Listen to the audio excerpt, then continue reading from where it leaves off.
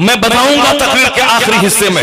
ये जो हिंदुस्तान के चंद खबीस मरदूद नाच रहे हैं, कूद रहे हैं, हमारे पैगंबर के खिलाफ जो बोल रहे हैं, दो रोटी कमाने खाने के लिए उसके पास कोई हुनर नहीं है तो आसान तरीका जान लिया है। जैसे हमारे मुसलमानों का ये जाहिल भाई आसान तरीका है, इमाम साहब को निकालो, इमाम के खिलाफ बोलो, वलीमा में, जनाजे में, साहब रेलवे स्टेशन पे फजर की नमाज पढ़ के चाय की दुकान में बैठ के अभी फजर की नमाज पढ़ के बाहर निकला है, चाय की चुस्की के साथ इमाम की गिबत शुरू है। शराबी के खिलाफ बोलो, जिनाकार के खिलाफ बोल, जो जुआ खेलता है उसके खिलाफ बोल, जिसके घर में कोई नमाजी नहीं उसके खिलाफ बोल, या जुआ खेलने वाले के बेटी की शादी में मैं नहीं जाऊंगा, या सूद खाने वाले के बेटे के वलीमे में हराम दाना खाने नहीं जाऊंगा, ये बोल। मगर ये इंसान बड़ा अक्लमंद है, डर लगता है क्योंकि वो चोर है, समाज का प्रधान है, वो सांसद है, वो मुखिया है, वो विधायक है, वो समाज का जमींदार है। अगर ये सुन लिया कि फला चाय की दुकान पे बोल रहा था फला जमींदार के खिलाफ, ये दो चार तमाचा मार के चेहरा लाल कर देगा, फिर नानी मरी की कभी शिकायत करेगा, क्योंकि मौलाना साहब कमजोर है इसीलिए से सब गिबत करता है। लेकिन जहां 5 मौलाना मिलकर यूनियन बनाया और जहां पता चला कि एक बुढ़ा चाय की दुकान पे इमाम के खिलाफ बोल रहा था, वो रास्ते में जहां गर्दनिया दिया, 2-4 फाइट मारा ये 5 जवान इमाम, फिर किसी बुढ़े की नानी मरी की वो मस्जिद से बाहर निकल के फजर के बाद वो शिकायत करेगा। मगर ये काम कोई मौलाना करेगा नहीं, इसलिए नहीं करेगा कि मौलाना फिरऔन का वारिस नहीं है, मौलाना मुस्तफा का नाइब है। हमारे पैगंबर गाली सुन के भी दुआएं देते थे, इसलिए पैगंबर का ये नाइब तुम्हारी गाली सुनकर तेरे जहन्नमी होने की बद्दुआ नहीं करता, कहता अल्लाहुम्मा अग़फिरली वले वालिदैया वले जमीइल मुस्लिमीन, सारे मुसलमानों को माफ कर दे, इसलिए कि मुस्तफा का नाइब है, तेरी गाली सुन के भी तेरी जन्नती होने की दुआ करता है।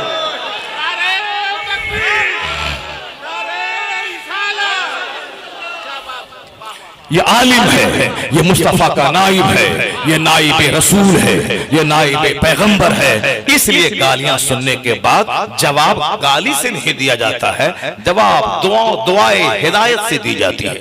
अल्लाह इसे हिदायत दे। गालियां सुन के दीन का काम करना ये बुजुर्गों की सुन्नत है, पैगंबर का तरीका है, उसी तरीके पे चलते हैं। वरना ये भी जवान आदमी है, ये भी मौका पाके 2-4 फाइट गरमा सकता है, लेकिन नहीं, जवान रहे, गुस्से पे कंट्रोल रहता है। मैं आम जाहिल की तरह तो हूं नहीं, मैं मौलवी हूं, मैं हदीस कुरान पढ़ा हूं, इसलिए हमें सबका सुनना है, टीचर क्लास का, गरीब का, मजदूर का, सबका सुनना है, करना वही है जो कुरान और हदीस में लिखा हुआ है। सुभान अल्लाह। तो अब जरा मैं आपसे कहना चाहता हूं, जरा गौर से सुनिए, जो बात कहने के लिए मैंने ये सारी बातें बताई, ये आदमी अक्लमंद है और आखिरत के बारे में इतना बेवकूफ, ये अहमक हो जाता है कि चलिए वो अल्लाह मालिक है, अल्लाह माफ कर देगा, अल्लाह माफ, हाँ अल्लाह तो मालिक है, अल्लाह माफ करने वाला है, अल्लाह तो 99 कातिल को माफ कर देता है, अल्लाह रब्बुल इज्जत तो बड़े बड़े पापियों को माफ कर देता है, माफ तो करेगा। अल्लाह माफ करना चाहेगा तब ना, अल्लाह चाहा कि वो 99 आदमी का कातिल जन्नत चला जाए, अल्लाह ने एक रास्ता निकाल दिया नेकों की मुलाकात का, तो अल्लाह ने उसको एक हीला, एक जरिए के तहत अल्लाह ने माफ कर दिया। तो अल्लाह जिसको अजाब देना चाहता है, तो मालूम है बुखारी शरीफ की हदीस में आया है, उज़्ज़िबत इम्रअतुन फी हिर्रतिन, बुखारी शरीफ की हदीस में आया है, जो आपके नजदीक कोई गुनाह नहीं है। हुजूर फरमाते हैं कि एक औरत बिल्ली के मामले में उसको अजाब दिया गया, बिल्ली के मामले में अजाब दिया गया। क्या अजाब दिया गया कि बिल्ली को बांध के वो रखी, न उसको छोड़ी कि ये बाहर जाके हशरातुल अर्द में से कीड़ा मकोड़ा खा के ये जान बचाए, या कहीं जाके कुएं के पास पानी चाट करके पी करके जान बचाए। नहीं, वो औरत उस बिल्ली को बांध के रखी, ना खाना दिया ना पानी दिया, यहां तक कि बिल्ली मर गई। मुस्तफा कहते हैं वो औरत जहन्नमी, उसको अजाब दिया गया, उससे बाद अजाब दिया गया, वो जहन्नमी। बिल्ली के मामले में अल्लाह पकड़ ले, बिल्ली जानवर है, ये इंसान अशरफुल मखलूकात है, उसको बांध के रखने के जुर्म में अल्लाह उसको जहन्नम की आग में जला रहा है। उसी बुखारी शरीफ में हदीस पाक आया है, अल्लाह को फरमाते हैं, रअयतु रजुलन यतक़ल्लबु फिल जन्नह, मैंने एक शख्स को देखा जो जन्नत में टहल रहा था।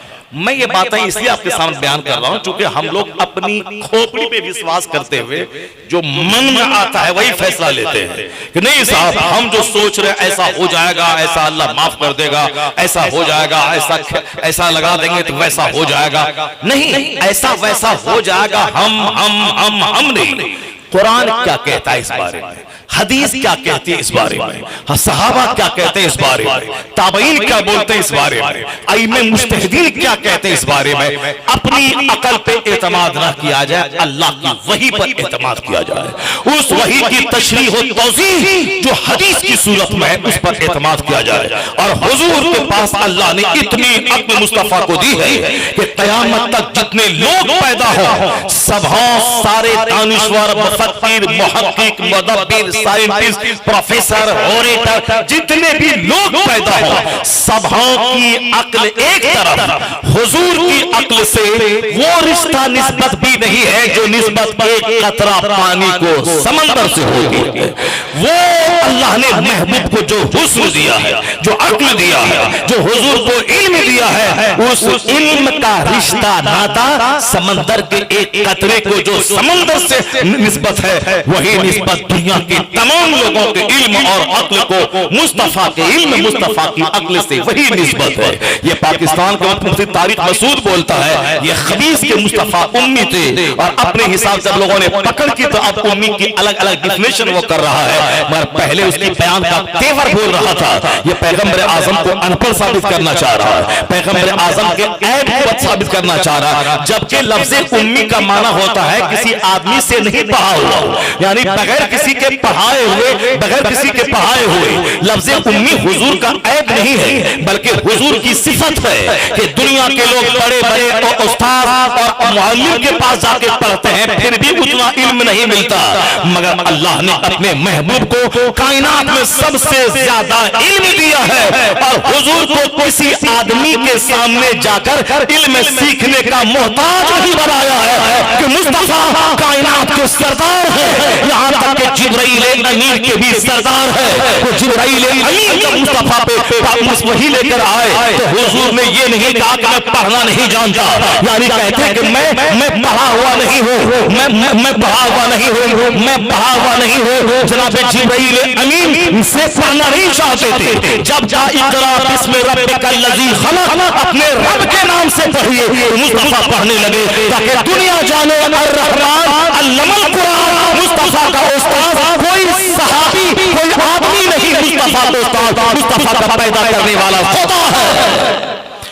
ये लफ्ज़ उम्मी होना मुस्तफा का ऐब की मेरी क्वालिटी है कि बगैर किसी आदमी के सामने पढ़े हुए दुनिया का सबसे बड़ा इल्म मुस्तफा के पास है।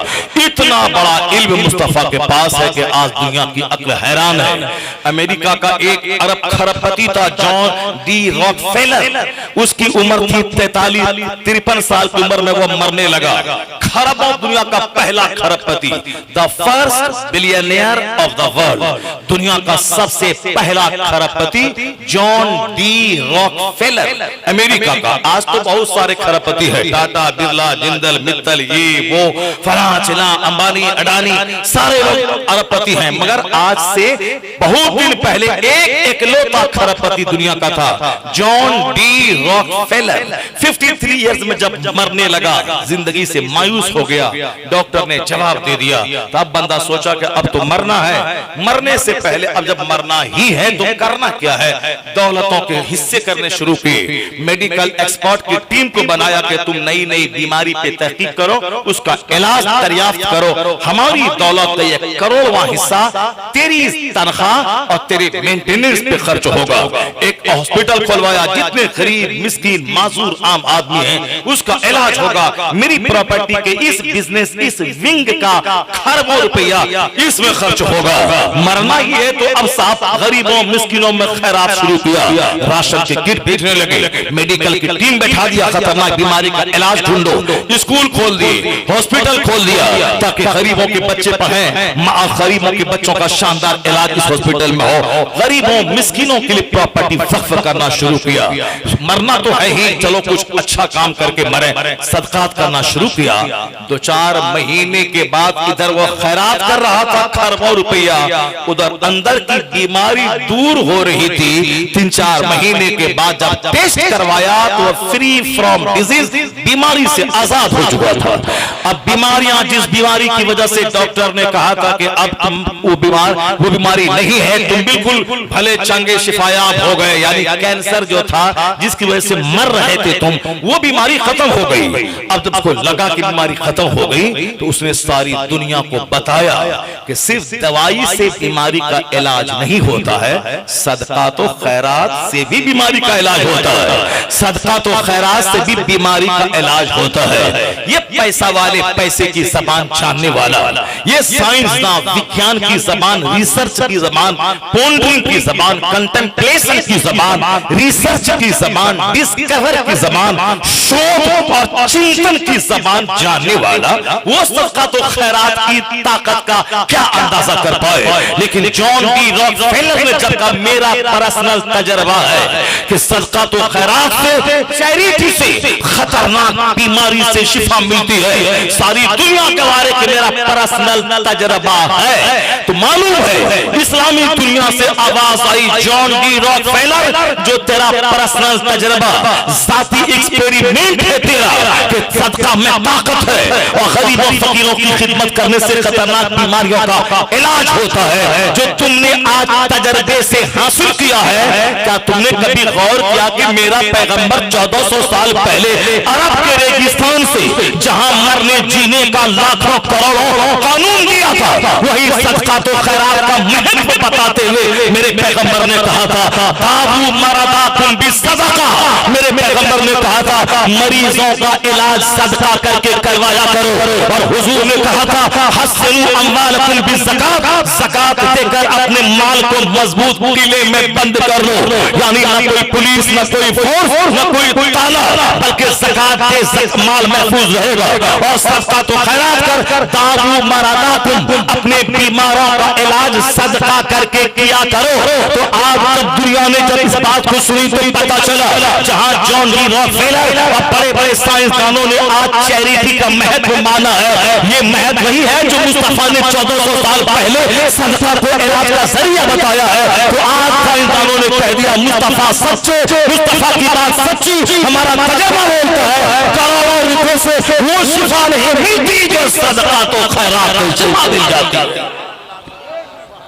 ताबू मरदाकुम बिसदका, मैंने तो सिर्फ एक मिसाल आपको दी है ताकि आप जान जाएं कि दुनिया के सारे अक्लमंदों में सबसे बड़े अक्लमंद पैगंबर आज़म अलैहिस्सलाम की ज़ात गिरामी। इसलिए आला हजरत ने आज से 100 साल पहले बरेली की जमीन से कहा था सारे ऊंचों में ऊंचा समझिए जिसे है उस ऊंचे से ऊंचा हमारा नबी, सारे अच्छों में अच्छा समझिए जिसे है उस अच्छे से अच्छा हमारा नबी। बातें हमारी बहुत फैल जाएगी, मैं समेट कर तमहीद मुकम्मल करके फिर मैं तकरीर की तरफ मैं लौट रहा हूं। मैं 2-3 बातें जो आपसे मैं कहना चाहता हूं उसकी तरफ मैं लौट के आता था, मेरी तमहीद खत्म हो जाए। अब आप गौर से सुन ले कि अपने बाल बच्चों की तरबियत नहीं करने वाला, आखिरत और जन्नत की बात अपने घर में नहीं करने वाला, इसीलिए लोगों का विश्वास तो इस पर है कि मेहनत न करें तो खाएंगे कैसे, लेकिन ये नहीं है कि नमाज न पढ़ेंगे तो जन्नत जाएंगे कैसे,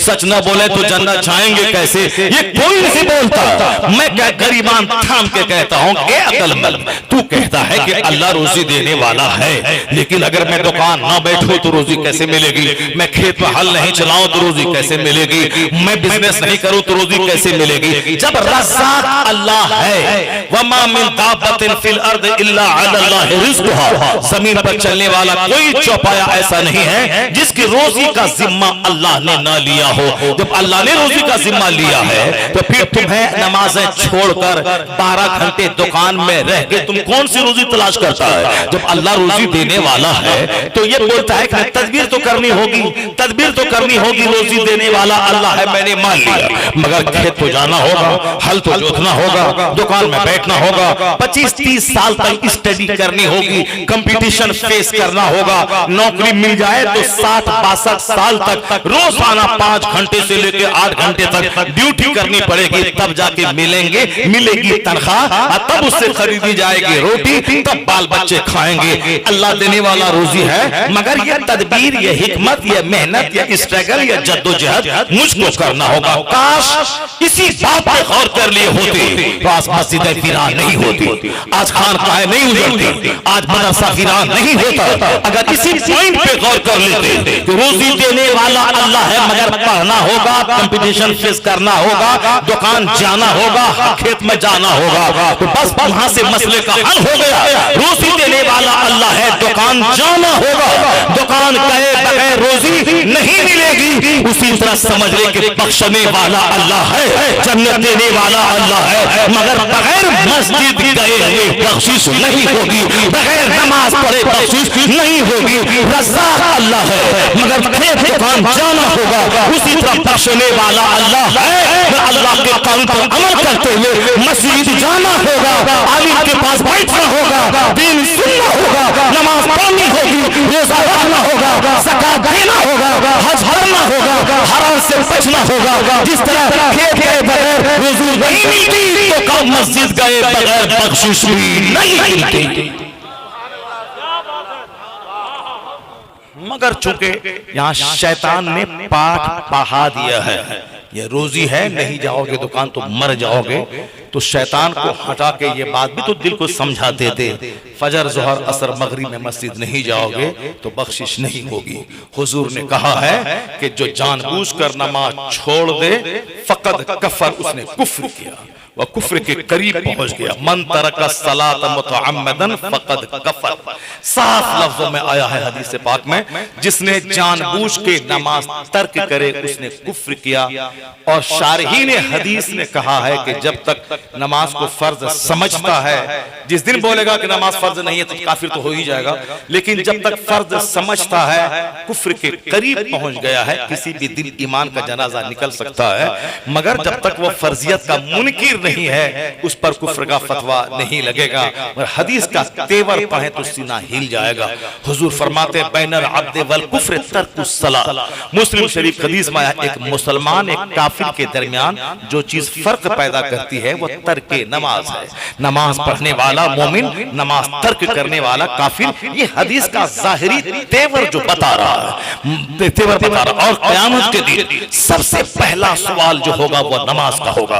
तिर्मिज़ी की हदीस में आया है इन्ना अव्वल मा युहासबु बिल अब्द यौमल क़यामति सलात। क़यामत के दिन सबसे पहला सवाल नमाज का होगा। अगर बंदा जवाब दे दिया तो अफलह, कामयाब हो गया, जवाब नहीं दिया तो हुजूर कहते हैं फकद खाबा व खसिर, व हिलाक और तबाह बर्बाद हो गया। हुजूर तो ये कहते पता नहीं ये आदमी मुसलमान कहां से कौन सी थ्योरी लेके चला आया है कि नहीं वो बगैर नमाज पढ़े हुए भी काम चल जाएगा, नात पढ़िए जन्नत मिल जाएगी, और उसके बाद साहब को बताशा पे फातिहा हर जुमात को दिलाइए जन्नत मिल जाएगी, और अगरबत्ती अल्लाहबान सुलगाइए जन्नत मिल जाएगी। अब मजार पे डेली जाइए जन्नत मिल जाएगी, मजार पे जाइए जन्नत मिल जाएगी। कौन बोला? ये तो तुम्हारा मन बोलता है या तुम्हारा पीर साहब कहता है। पर हुजूर कहते हैं कि जो बेनमाजी है उसका हश्र फिरौन के साथ होगा। मुस्नद अहमद की रिवायत है कि बेनमाजी का हश्र फिरौन के साथ होगा, हामान के साथ होगा, कारून के साथ होगा, उमैया इब्न खल्फ के साथ होगा। ये चारों घटिया किस्म के काफिर का नाम लिया गया है, फिरौन के साथ, हामान के साथ, कारून के साथ, उमैया इब्न खल्फ के साथ। ये हदीस क्यों नहीं पढ़ता है? ये हदीस क्यों नहीं पढ़ता कि सीना फट जाए, यहाँ से आंसू के कतरे निकल के आंख के रास्ते से बह जाए और आदमी तो पक्का नमाजी हो जाए कि साहब वो इतना रोए कि अल्लाह की रहमतों को प्यार आ जाए, जो उसके गुनाह हुए हैं अल्लाह अपने फजल से उसको माफ कर दे। लेकिन ये जो बताशा और शकरपाला लेके बैठेगा और हिरनी का बाल लेके बैठेगा और मजार की चादर लेके बैठेगा, फिर तो ये डर कहां से पैदा होगा? हाँ, अगर दिल लेके मजार पे जाएगा, जैसे दिल लेके जाएगा तो फिर कहेगा कि जिस कब्र पे मैं हाजिर हूं ये तो 40 साल से ईशा के वजू से फजर की नमाज पढ़ा है ये बंदा, तो पहले चादर चढ़ाने का ख्याल बाद में आएगा। ये ख्याल आएगा कि या अल्लाह इस वली की नमाज की पाबंदी का वास्ता है, मुझे भी नमाज का पाबंद बना दे। मालूम है कोई बेटा बेटी नहीं भी मांगेगा, अगर नमाज और तकवा की दौलत तुमने अल्लाह से उनके किरदार के वसीले से मांगी, ए अल्लाह इस वली का वास्ता है जिस 40 साल से इशा के वजू से फजर की नमाज अदा की, उसकी नमाज की पाबंदी का वास्ता है, या अल्लाह मुझे भी नमाजों का पाबंद, सफर में हजर में नमाज का पाबंद बना दे। अगर ये दुआ दिल से निकली तो अल्लाह नमाजी भी बना देगा और तौबा इस्तिगफार करने की तौफीक अता कर देगा। और जो तेरे दिल में है दुनियावी मुसीबतों के दूर करने की मुरादें, बिन मांगे वो मुरादों को अल्लाह अता कर देगा। बिन मांगे वो मुरादें अल्लाह अता कर देगा। आप औंग रहे हैं, आप बहुत गौर से सुनते थे तकरीर, आप औंग रहे हैं, जरा जोर से बोल दिए सुभान अल्लाह। आप लोग हाथ उठा के बोलिए ला इलाहा इल्लल्लाह। अभी तकरीर आपने सुनी, कहा तकरीर का चैप्टर मेरा कहां खुला है। अभी मैंने तकरीर की तो तमहीद हो रही कि दीन इस्लाम की बातें जब तक आप बच्चों को बताएंगे नहीं, उस वक्त आपका बच्चा दीन कैसे सीखेगा, अल्लाह का डर कैसे पैदा होगा, कयामत की सोच कैसे पैदा होगी। एक बच्चा अलीगढ़ में पढ़ता था, जब भी उसकी माँ फोन करे बोले बेटा, तो साथी बोलता था क्लास का पार्टनर, वो तो नमाज पढ़ रहा है। फिर जब भी फोन करे, अरे वो तो शाम के टाइम में सूरह मुल्क पढ़ रहा है। अभी कहा है, कहा वो तो सूरह यासीन पढ़ने के लिए बैठा हुआ है, वो तो मुसल्ले पे दरूद पढ़ रहा है। माँ बाप सोचने लगे कि ये मेरा बेटा, मैं उसको डॉक्टर बनाने भेजा हूँ, और ये जब भी पूछता हूँ बोलता हूँ तस्बीह लेके बैठा है, दरूद लेके बैठा है, सूरह मुल्क लेके बैठा है, सूरह दुखान लेके बैठा है। आखिर ये क्या है जो उन्होंने बाप माँ सोचने लगे मैं इसको मौलवी साहब बनने के लिए अलीगढ़ भेजा हूँ या डॉक्टर बनने के लिए भेजा हूँ। लेकिन मालूम है कुरान पढ़ने की बरकत से उनका सबक इतना ज्यादा याद होता था कि दूसरा साथी जो 10 घंटे में याद करता था वो 1 घंटे में याद कर लेता था। पूरे क्लास में सबसे टॉप रिजल्ट मेडिकल का जब उसका आया, उसके माँ बाप सारे साथी दंग रह गए कि जो हमेशा तिलावत और सजदे में लगा रहता था, ये मुख्तसर सा टाइम निकाल के डीपली अटेंटिवली वो स्टडी करता था। ये कुरान की तिलावत की बरकत थी, इन शराह सदर की वो दौलत मिली थी कि 10 घंटे वाला सबक 1 घंटे में याद कर लिया करता था। अपने बच्चों को बताओ कि तुम्हें दुनिया के लिए मेहनत तो करनी है, 5 घंटे स्कूल जाना है, मगर पहले सुबह सवेरे मस्जिद में इमाम के पास जाके 10 मिनट के लिए तुम्हें कुरान पढ़ना है, ताकि जो सबक 5 घंटे में याद हो वो 1 घंटे में याद हो जाए। क्योंकि जो कुरान पढ़ता है ज़बान लुकलक दूर होती है, दिमाग की गिरहें खुल जाती है और किताब का पढ़ना उसके लिए आसान हो जाता है। अगर आपने बच्चों को ये बता दिया तो पहले आंखों के सामने कुरान होगा, फिर बाद में फिजिक्स केमिस्ट्री का मजमून होगा, तो वो ईमान भी बचा रहेगा और साइंटिस्ट बनके हलाल रोजी भी कमा के यहाँ भी इज्जत से रहेगा, मरने के बाद मुस्तफा की जन्नत में पहुंच जाएगा। यहाँ तो एक तबका हमारा वो है जिसको अंग्रेजी, हिंदी, हिसाब, फिजिक्स, केमिस्ट्री, बायोलॉजी से कोई मतलब नहीं है, और एक तबका वो है क्या होगा क्या होगा हिमगिरी। हाँ हाँ बात आएगी, बोल देंगे, मगर जो करोड़ों की कीमती बात बोल रहे हैं पहले उसको न सुना जाए। वो गिरिराज हुजूर की गुस्ताखी किया हो तो जहन्नम, ऐसे काफिर है ये है, वो जहन्नमी है ये है, वो जो उसी का मतलब है। यहाँ तो हमको न सोचना है कि हम उन काफिर की तरह ना बन जाए, हमको जन्नत कैसे जाना, हमको जन्नत कैसे जाना। इस तरह का बेशुमार लोग 1400 साल में भूखते रहे, कभी नबी के खिलाफ, कभी सैयदा आयशा के खिलाफ, कभी कुरान के खिलाफ, कभी क़यामत के खिलाफ। ये लोग 1400 साल से बोलता रहा है, लेकिन हुआ क्या है, क्या बिगड़ा हमारा? कुछ नहीं बिगड़ा हमारा। पहले 4 आदमी कलमा पढ़ा था, जब काफिर बोला इस्लाम मिटा देंगे, 4000 कलमा पढ़ लिया, 4000 लोगों ने कलमा पढ़ लिया। जरा जोर से बोलो सुभान अल्लाह। जब 4000 लोगों ने कलमा पढ़ा, फिर काफिर बोला इस्लाम मिटा देंगे, 4 लाख लोगों ने कलमा पढ़ लिया। नहीं बोलोगे सुभान अल्लाह, हम तक खत्म कर देते हैं। जब 4 लाख लोग कलमा पढ़ लिए तो मुशरिक बोला कि इस्लाम मिटा देंगे, 4 करोड़ लोगों ने कलमा पढ़ लिया। पहले 4 आदमी ने कलमा पढ़ा था। फर्स्ट सिद्दीक अकबर, मुस्तफा के साथी दोस्त, सैयदा खदीजा जो मुस्तफा की बीवी, ज़ैद इब्न हारिसा जो मुस्तफा के गुलाम हैं, अली जो मुस्तफा के चचेरे भाई, बच्चों में सबसे पहले अली, औरतों में सबसे पहले सैयदा खदीजा, मर्दों में सबसे पहले सिद्दीक अकबर, गुलामों में सबसे पहले ज़ैद इब्न हारिसा। ये तरतीब है। अब पहले इसमें से कौन कलमा पढ़ा? ये तो सबसे पहले सैयदा खदीजा रज़ियल्लाहु ताला अन्हा कलमा पढ़ी है सबसे पहले, मगर चूंकि तरतीब में है कि औरतों में पहले, मर्दों में पहले, सबसे पहले 4 लोगों ने कलमा पढ़ा। 3 साल तक 40 की तादाद नहीं पहुंची, लेकिन जैसे काफिरों में खबर पहुंची, लोगों ने कहा कि अब मुसलमानों को मार देंगे, इसकी बढ़ती हुई तादाद को घटा देंगे।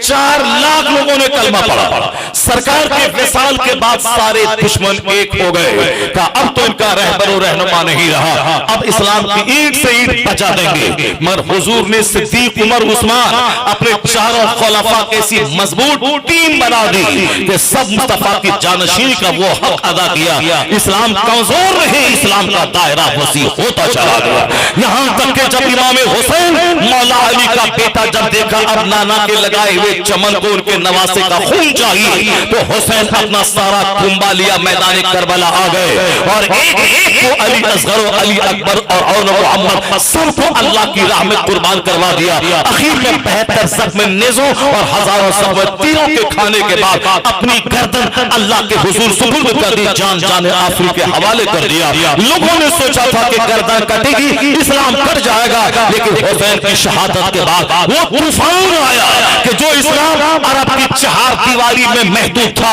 अरब से निकला, समंदर बादल बनकर पूरी दुनिया में छा गया।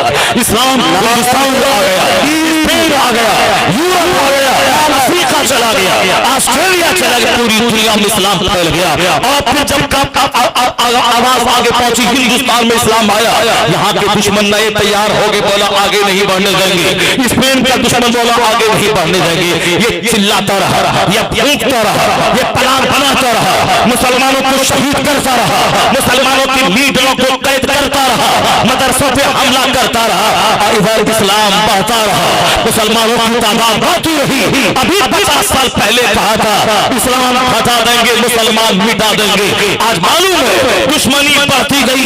आज 200 करोड़ मुसलमान हैं जिसके नाम के साथ तब से मोहम्मद जुड़ा हुआ है, या 200 करोड़ मोहम्मदी फौज दुनिया में यह बता रही है। चाहे गिरिराज रहे या यतीम सिंहानंद रहे, ये सारे खबीस मरदूद को ये अपनी जबान कंधी करने दे। इस्लाम उस सच्चाई का नाम है कि जब जब दुश्मनी बढ़ी है, तब तब गुलामाने मोहम्मद की तादाद में इजाफा होता चला गया है। नूरे खुदा, नारे